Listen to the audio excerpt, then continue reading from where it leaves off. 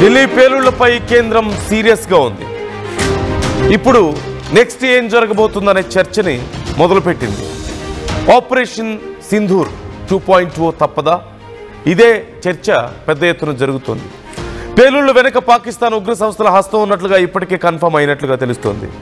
సాయంత్రం ప్రధాని నరేంద్ర మోదీ కీలక భేటీ నిర్వహించబోతున్నారు. భద్రతా వ్యవహారాల కేబినెట్ కమిటీతో మీటింగ్ ఉండబోతోంది. ఉగ్రవాదుల ఏరివేతకు మరొక ఆపరేషన్ ఉండబోతోంది అనే చర్చ నడుస్తోంది. భద్రతా దళాలకు కీలక సూచనలు చేసే అవకాశం ఉంది. పేలుళ్లకు కారణమైన వారిని విడిచిపెట్టేది లేదు అంటూ మోదీ వార్నింగ్ ఇస్తున్నారు. ఇప్పటికే మోదీ వార్నింగ్ ఇచ్చారు. అమిత్ షా సైతం దీనికి సంబంధించి చాలా ఘాటుగా స్పందించారు. ఎట్టి పరిస్థితుల్లోనూ ఇంత దారుణానికి కారణమైన వాళ్ళని వదిలిపెట్టేది లేదు అంటూ చెప్పారు. సో ఇప్పుడు కేంద్రం ఏం చేయబోతోంది? సింపుల్. ఇప్పుడు కేంద్రం ముందున్నటువంటి ఆప్షన్స్ ఏంటి అన్నప్పుడు, గతంలో మన త్రివిధ దళాధిపతులు, అలాగే మన కేంద్ర హోంమంత్రి, మన కేంద్ర రక్షణ మంత్రి రాజ్నాథ్ సింగ్ కానీ, హోంమంత్రి అమిత్ షా కానీ, ప్రధాని మోదీ కానీ, త్రివిధ దళాధిపతులు కానీ ప్రతి ఒక్కళ్ళు చెప్పింది ఒకటే మాట. మరొకసారి భారతదేశానికి ఏ చిన్న నష్టం జరిగినా, ఏ ఉగ్రవాద చర్య జరిగినా, బోర్డర్లో ఏ కాల్పులు జరిగి మా సైనికుల ప్రాణాలు తీసినా, ఏ చిన్నపాటి ప్రొవొకేషన్ మీ సైడ్ నుంచి ఉన్నా సరే అది యుద్ధ చర్యగా మేము భావిస్తాం. అది ఉగ్రవాద చర్య అయినా సరే, సైనిక చర్య అయినా సరే, ఏదైనా సరే అది యుద్ధ చర్యగానే మేము భావిస్తాం.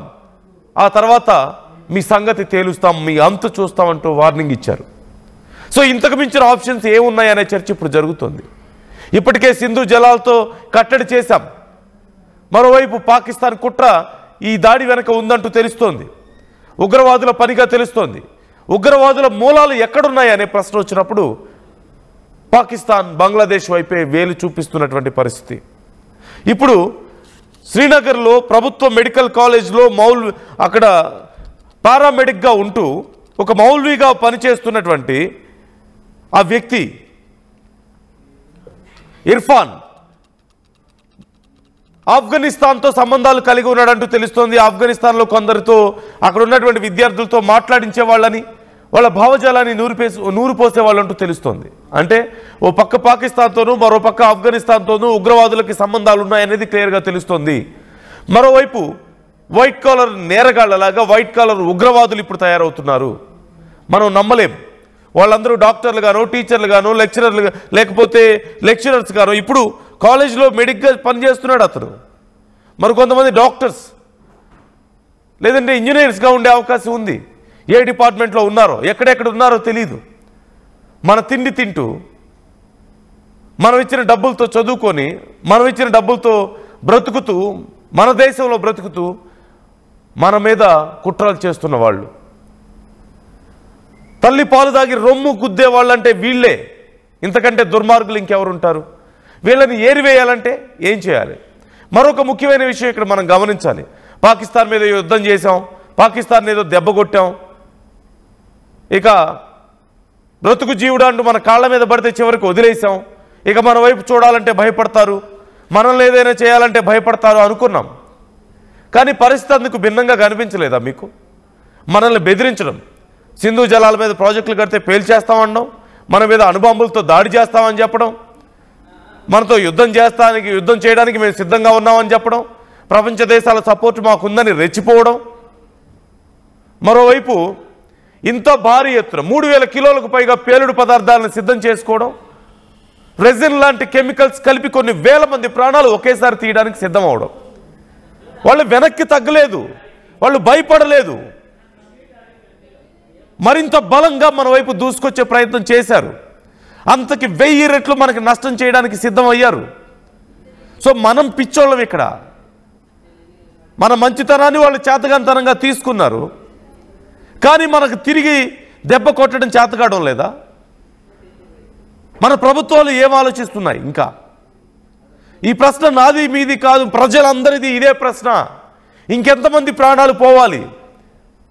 ఇంకెంతమంది శరీరాలు ఛిద్రం అవ్వాలి? ఇంకెంతమంది శరీర భాగాలు కనీసం గుర్తుపడడానికి కూడా కనపడకుండా అక్కడ పడి ఉండాలి? ఎన్ని కుటుంబాలు ఇలాంటి మానసిక క్షోభను అనుభవించాలి?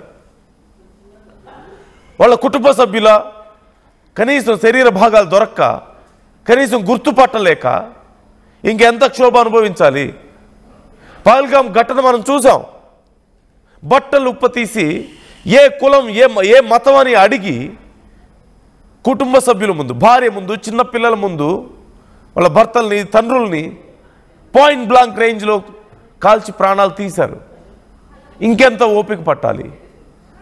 రెజిన్ లాంటి కెమికల్ని కలిపి కొన్ని వేల మంది ప్రాణాలను ఒకేసారి తీయడానికి ప్రయత్నించారు. ఒక చిన్న శాంపిల్ ఢిల్లీలో జరిగింది, ఒక చిన్న శాంపిల్ మాత్రమే. 100లో 1% కూడా లేదు వాళ్ళు ప్లాన్ చేసిన దాంట్లో. Our intelligence busted their plans. మన ఇంటెలిజెన్స్ వాళ్ళ ప్లాన్స్ని భగ్నం చేసింది కాబట్టి ఇలా జరిగింది. It's less than 1%. ఒకవేళ ఆ 3000 కిలోలకు పైగా, సుమారుగా ఇప్పటికి దొరికింది 3300 కిలోలు, ఇంకా ఎక్కువ దొరికిందని కూడా అంటున్నారు. అంత పేలుడు పదార్థాన్ని ఉపయోగించగలిగి ఉంటే, ఈ రెజిన్ లాంటి కెమికల్స్ని వాళ్ళు అనుకున్న స్థాయిలో ఉపయోగించగలిగి ఉంటే, కొన్ని పట్టణాలు, ఇంకా ఇన్ఫ్యాక్ట్ చెప్పాలంటే దేశంలో ఏ ఒక్క నగరం కూడా మిగిలి ఉండేది కాదు, ముఖ్యమైన నగరం. అంత ఇంపాక్ట్ ఉండేది. ఇంకా ఎందుకు క్షమించాలి మనం? ఇంకా ఎందుకు ఈ ఓపిక పట్టాలి? మోదీ ఏమంటున్నారో ఒకసారి చూద్దాం.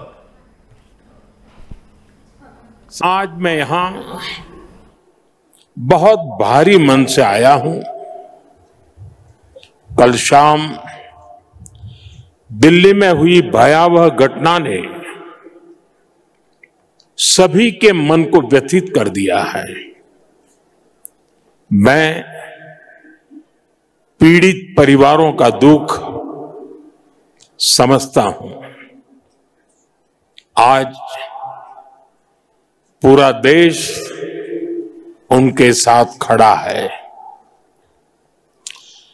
मैं कल रात भर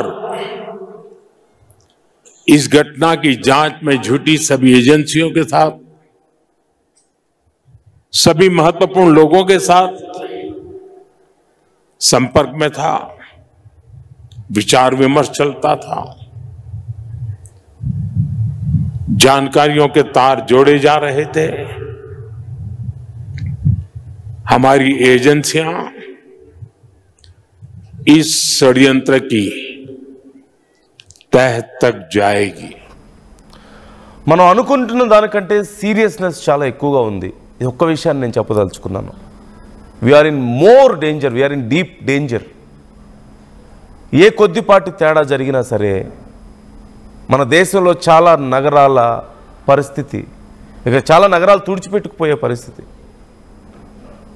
ఇప్పుడు ఈ 2-3 రోజుల్లో జరిగినవే నేను మళ్ళీ చెప్తున్నాను. 3000 కిలోలకు పైగా పేలుడు పదార్థాలు, గన్స్, బాంబ్స్, వెపన్స్, మిగతా వెపన్స్ ఇంకా చాలా ఉన్నాయి. అండ్ ఇక్కడ రెజిన్తో అటాక్ చేసే ప్రయత్నం.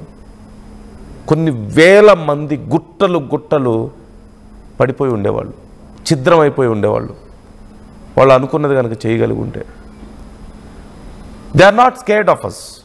ఇన్ఫ్యాక్ట్ మనమే భయపడుతున్నామేమో మొదలుపెట్టింది పూర్తి చేయడానికి, మనమే వెనకడుగు వేస్తున్నామేమో. But they are not. వాళ్ళు ప్రతి చోట ఉన్నారు. దేశం బయట కాదు, ఎక్కడో పాకిస్తాన్లో కూర్చొని లేరు, బంగ్లాదేశ్లో కూర్చొని లేరు.